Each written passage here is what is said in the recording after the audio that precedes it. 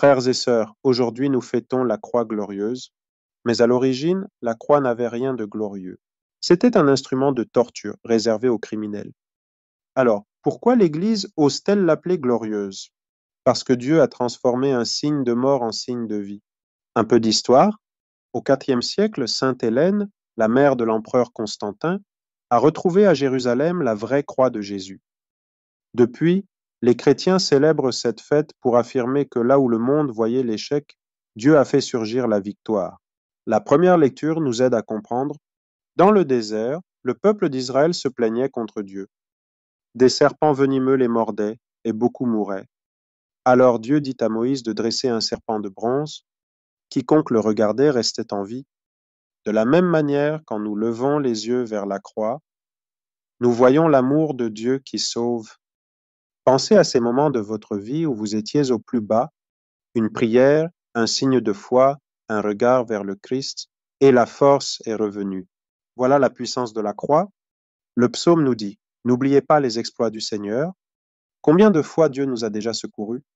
Mais l'exploit suprême, c'est la croix. Là, Jésus nous a montré l'amour total, donné sa vie pour nous.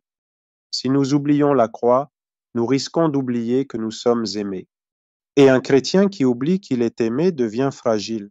Saint Paul, dans la lettre aux Philippiens, nous rappelle que Jésus, bien qu'étant Dieu, s'est abaissé. Il a obéi jusqu'à mourir sur la croix, mais c'est pour cela que Dieu l'a élevé au-dessus de tout.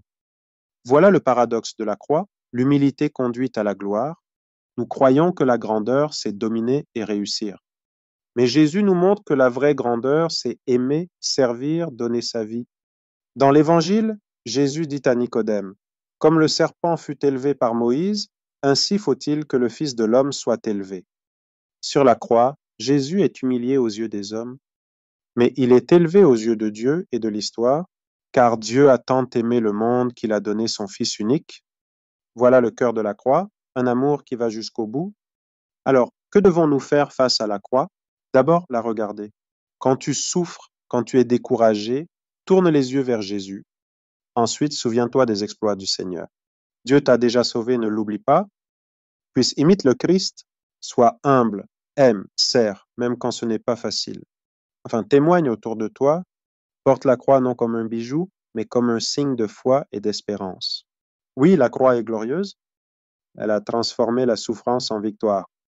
La honte en gloire, la mort en vie. Chaque fois que nous unissons nos épreuves à la croix, nous découvrons que Dieu préparait déjà la victoire.